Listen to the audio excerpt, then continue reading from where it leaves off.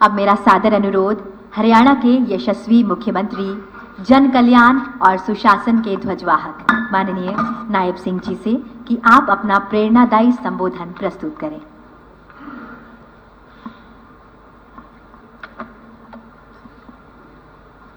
आज हम सब के लिए ये बहुत ही गौरव और गर्व का दिन है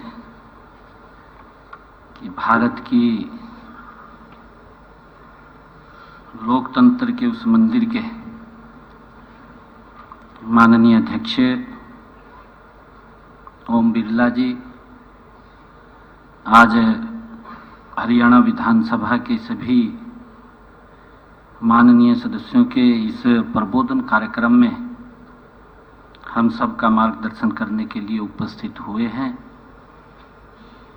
मैं इस हरियाणा की पवित्र भूमि और हरियाणा के सभी महानुभाव की तरफ से आदरणीय ओम बिरला जी का बहुत बहुत धन्यवाद करता हूं, इनका स्वागत करता हूं।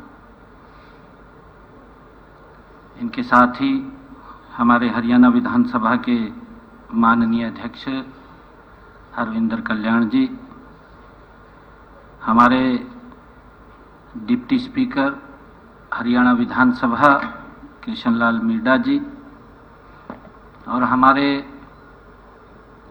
पड़ोस के राज्य जिनसे हमें भी बहुत कुछ सीखने को मिलता है, बड़े राज्य के विधानसभा के माननीय अध्यक्ष श्री सतीश महाना जी और हमारे leader of opposition Bharat Bhushan Batra ji, वरिष्ठ हमारे विधायक हैं हरियाणा विधानसभा के, और हमारे पूर्व में विधानसभा के माननीय अध्यक्ष रहे आदरणीय ज्ञानचंद गुप्ता जी, और उपस्थित सभी महानुभाव, मैं बधाई देना चाहूँगा हरियाणा विधानसभा के माननीय अध्यक्ष हरविंदर कल्याण जी को कि जिन्होंने 2 दिन का ये ओरिएंटेशन कैंप जो प्रबोधन कार्यक्रम रखा है, और इस 2 दिन के कार्यक्रम से हमें विधायी कार्यों में जो गति कैसे आए, हमारा हरियाणा कैसे आगे बढ़े, उसको बहुत कुछ सीखने और जानने का अवसर मिलेगा। मैं श्री ओम बिरला जी जो हमारा मार्गदर्शन करने के लिए उपस्थित हैं, मैं उनका पुनः बहुत बहुत स्वागत भी करता हूं, उनका यहाँ पर धन्यवाद भी करता हूं कि हमें बहुत टिप्स उनसे आज मिलने वाले हैं। यह कार्यक्रम एक अवसर भी है कि हमें अपने संविधान, संसदीय परंपराओं और विधायी दायित्वों को बेहतर हम समझ सकें, उसके लिए हमें यह अवसर मिला है। विधायिका लोकतंत्र का एक मजबूत स्तंभ है और हम सभी का कर्तव्य है कि इसे और अधिक सशक्त हम सब मिलकर के बनाएं। हमारी भूमिका केवल कानून बनाने तक ही सीमित नहीं है, हमें अपने क्षेत्र के नागरिकों की आवाज को भी बुलंद करने और उनकी समस्याओं के समाधान के लिए भी प्रभावी प्रयास करने की जरूरत है। इस प्रबोधन कार्यक्रम में मेरे से पहले हमारे माननीय अध्यक्ष जी ने भी इसके ऊपर प्रकाश डाला है, इसके महत्व और उपयोगिता के बारे में काफ़ी चर्चा उन्होंने की है। हमारे वरिष्ठ विधायक हरियाणा के और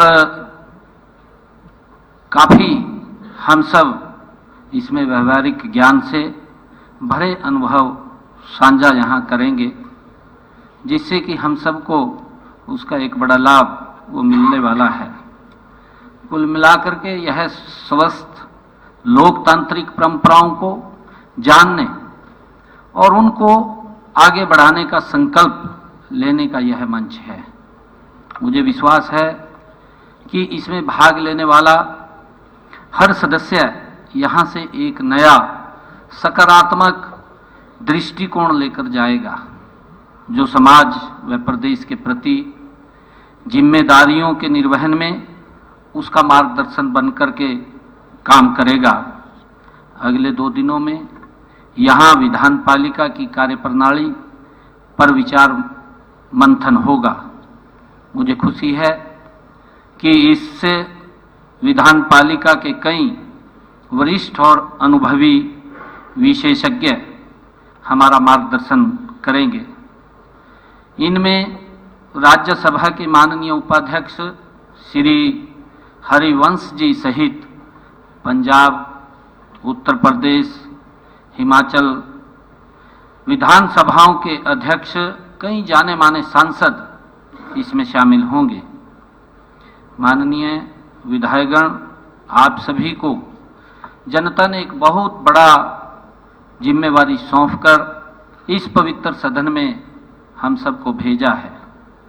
मैं यह बात सबको पूरी तरह स्पष्ट करना चाहता हूं कि हम भिन्न पार्टियों और मतों के होते हुए भी केवल हरियाणा प्रदेश और उसकी जनता के प्रतिनिधि हैं। इसीलिए इस सदन में प्रवेश करते ही हमारी निष्ठा इसे चलाने और इसकी गरिमा को बनाए रखने तथा इसके गौरव को बढ़ाने के प्रति होनी चाहिए। हमारा अभिप्राय कि सदन को सुचारू ढंग से चलाने की जिम्मेवारी व कर्तव्य हम सब महानुभाव का है। जैसा कि माननीय लोकसभा अध्यक्ष ने अपना कार्यभार जब संभाला था, उसके उपरांत आदरणीय ओम बिरला जी ने कहा था, उनके ही शब्द हैं, आज हमारे बीच में उपस्थित हैं, कि अलग अलग विचारधारा के कारण सदन बाधित होता है, लेकिन जब देश और समाज का सवाल आता है तो सभी को एकजुट और एक साथ होना चाहिए। यही सदन की अभिव्यक्ति होनी चाहिए। आदरणीय प्रधानमंत्री जी ने भी कहा था कि मैं समझता हूं कि हमने मिल करके सदन को चलाना है, सदन को आगे बढ़ाना है, देश को आगे बढ़ाना है। इस काम को लेकर के चलना होगा। सदन का नेता होने के नाते मैं माननीय लोकसभा अध्यक्ष को विश्वास दिलाना चाहता हूं कि इस सदन में स्वस्थ लोकतांत्रिक परंपराओं का पालन किया जाएगा। सदन को मैं के भाव से नहीं, हम के भाव से चलाया जाएगा। हर माननीय सदस्य की बात को गंभीरता से लिया जाएगा। इस प्रबोधन कार्यक्रम का उद्देश्य भी यही है कि हम अपने लोकतंत्र की खूबियों को जानें, जिन्हें पहले से पता है कि वे उन्हें दोहराएं और नए सदस्य को भी बताएं। इसी तरह से अच्छी बातों का प्रवाह वरिष्ठ जनों से कनिष्ठ जनों में और फिर एक पीढ़ी से दूसरी पीढ़ी के बीच चलता रहेगा, जो हमारी परंपराएं जीवंत बनी रहेंगी। मुझे खुशी है कि सदन में वरिष्ठ सदस्यों का जैसा काम और व्यवहार होगा, नए सदस्यों उससे प्रभावित होंगे। लेकिन आमतौर पर नए सदस्य पुराने सदस्यों से कुछ पूछते हुए झिझक महसूस करते हैं। इस ओरिएंटेशन प्रोग्राम से वह झिझक तो दूर होगी ही, अनेक ऐसे सवालों के जवाब उन्हें मिल जाएंगे जो उनके मन में उठ रहे होंगे। मैं पुनः कहना चाहूँगा कि हम पक्ष विपक्ष के सदस्य बाद में हैं। इस गरिमामयी सदन के सदस्य पहले हैं। यह भाव मुझे सब माननीय सदस्यों में महसूस भी हुआ है। इसलिए मैं पूरे आत्मविश्वास के साथ माननीय लोकसभा अध्यक्ष को यह विश्वास दिला सकता हूं कि हरियाणा विधानसभा में स्वस्थ विधायी रीति, नीतियों और परंपराओं को तो अपनाया ही जाएगा, कुछ नए सिद्धांतों और मर्यादाओं को भी स्थापित किया जाएगा। जिस प्रकार हरियाणा विकास व जन कल्याण के क्षेत्र में आज अपनी पहचान रखता है, उसी प्रकार विधायी कार्यों के क्षेत्र में भी हमारी अपनी ही पहचान बनेगी। यह सदन पूरे प्रदेश के हित के कानून व प्रक्रियाएं बनाने के लिए है। यहाँ ज़्यादा से ज़्यादा काम हो, इसके लिए ज़्यादा से ज़्यादा सीटिंग होना आवश्यक है। साथ ही सीटिंग कारगर भी होनी चाहिए। इसी प्रकार के भाव माननीय लोकसभा अध्यक्ष श्री ओम बिरला जी ने अपना दायित्व संभालने के समय संसद में व्यक्त किए थे। माननीय अध्यक्ष जी, आपने कहा था कि देश को आगे बढ़ाने, अच्छे कानून बनाने और जन कल्याण के मकसद से सदन ज़्यादा से ज़्यादा चलना चाहिए। हम सब आपके इस कथन को सही अर्थों में लागू करने के लिए प्रतिबद्ध हैं। 15वीं हरियाणा विधानसभा के गठन उपरांत हमने यह संकल्प लिया था कि हम सब राजनीति से ऊपर उठकर सदन में काम करने पर बल देंगे। इसके लिए अधिक से अधिक प्रश्नों का जवाब तलब हो और अधिक से अधिक सार्थक विषयों पर चर्चा हो, बहस हो, असहमति भी हो, लेकिन सबका लक्ष्य जनता की भलाई हो। जब आप सदन में बोलते हैं तो याद रखिए कि आप केवल एक व्यक्ति नहीं बल्कि लाखों नागरिकों की आवाज बन करके आप लोग बोलते हैं। मैं माननीय लोकसभा अध्यक्ष के संज्ञान में ये लाना चाहूँगा कि हम सब मिलकर इस दायित्व को निभाने में सफल रहे और 14वीं विधानसभा में 16 सत्रों में 76 सीटिंग्स हुई हैं। इससे पहले भी सदन को सीटिंग की संख्या में उत्तरोत्तर बढ़ोतरी होती आई है। पिछली और 4 विधानसभाओं का मैं अगर जिक्र करूं तो 10वीं विधानसभा में 14 सत्रों में 66 सीटिंग हुई थी। 11वीं विधानसभा में 12 सत्र और 70 सीटिंग हुई थी। 12वीं विधानसभा में 11 सत्र और 56 सीटिंग हुई थी। 13वीं विधानसभा में 15 सीटिंग और 15 सत्र और 84 सीटिंग हुई थी। सदन में यह सकारात्मक माहौल केवल इसलिए संभव हुआ है कि सत्ता पक्ष के साथ साथ विपक्ष ने भी सदन को चलाने में रुचि दिखाई है। मैं इसके लिए सभी सदस्यों का आभार भी व्यक्त करता हूं। मुझे पूरा विश्वास है कि अब 15वीं विधानसभा में भी हम सब इसी प्रकार प्रदेश हित में खुलकर सकारात्मक चर्चा करेंगे और एक दूसरे की बातों को हम मान देंगे। मुझे उम्मीद है कि सभी विधायक मर्यादित आचरण का पालन करेंगे, बहस को सार्थक बनाएंगे और अनुशासन के साथ सदन की गरिमा को बनाए रखेंगे।